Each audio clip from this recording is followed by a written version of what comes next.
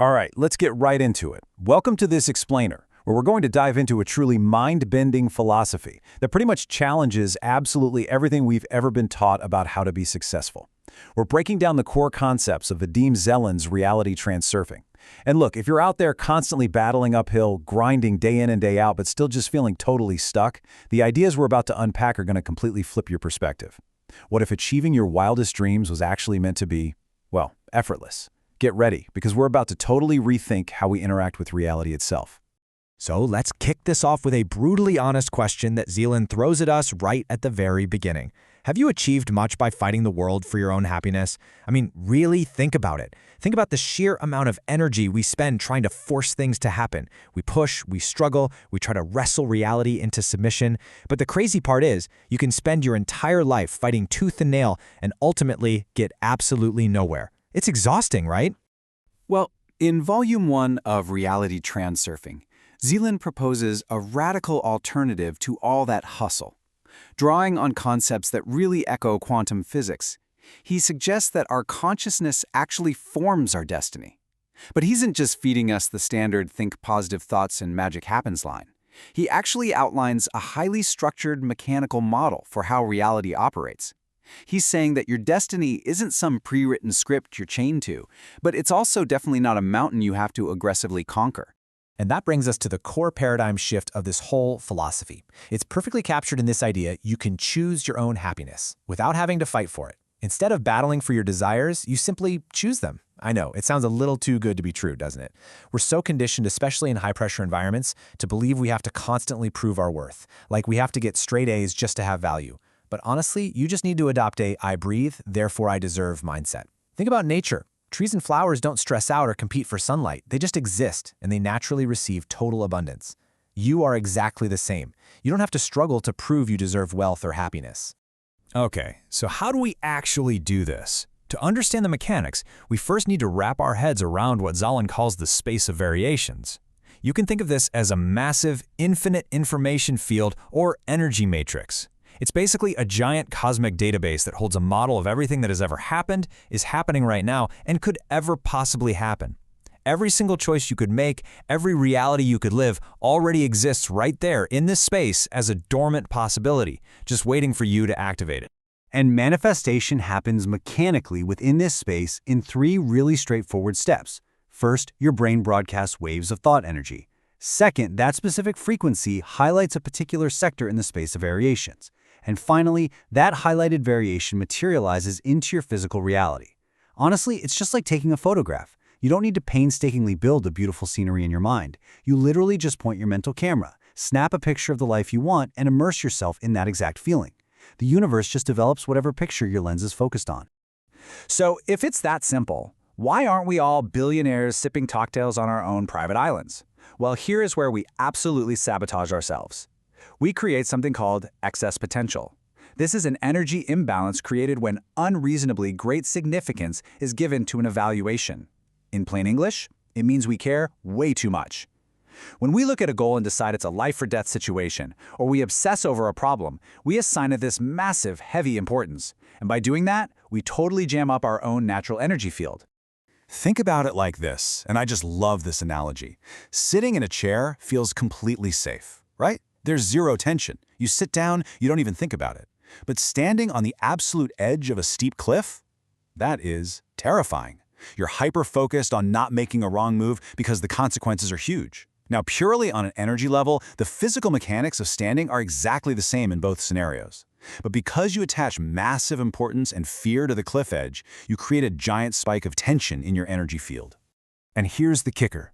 Whenever you create that massive tension, the universe does not just let it sit there. It immediately deploys what Zeland calls balancing forces. These are universal forces with one single job: eliminate the excess potential and restore balance to the energy matrix. The universe absolutely hates an imbalance. If you create a huge spike of energy through desperation, panic, or even extreme obsessive desire, these forces will swoop in to flatten it out. The really cruel irony here is how these forces actually operate.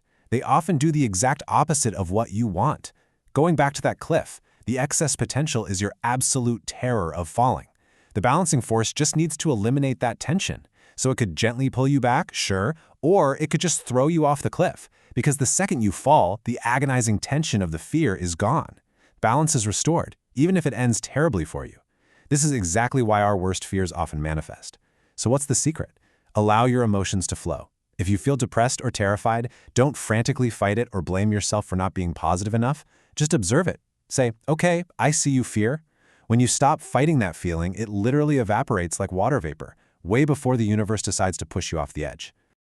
Building on that idea of unnecessary struggle, Zealand compares our usual approach to achieving goals to wading through a crowd of extremely persistent beggars.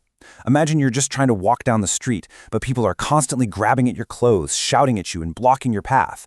You try to argue with them, you push them away, you get into fights. By the time you finally get to where you're going, the actual physical energy you spent walking was tiny, but you are completely exhausted because the vast majority of your energy was drained by fighting the crowd. In this analogy, those beggars represent things called pendulums.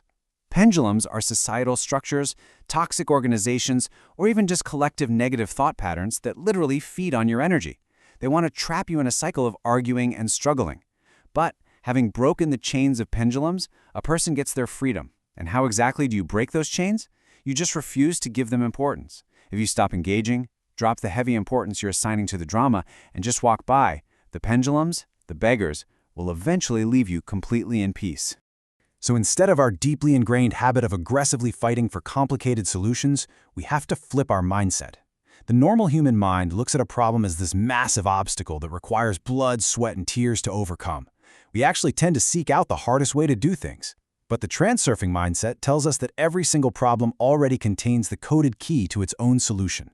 And the very first step is to simply choose the path of least resistance. Now you might be wondering, okay, but how do I actually drop this heavy importance when I'm genuinely anxious about a big goal? Well, the source text gives us an incredibly practical tool.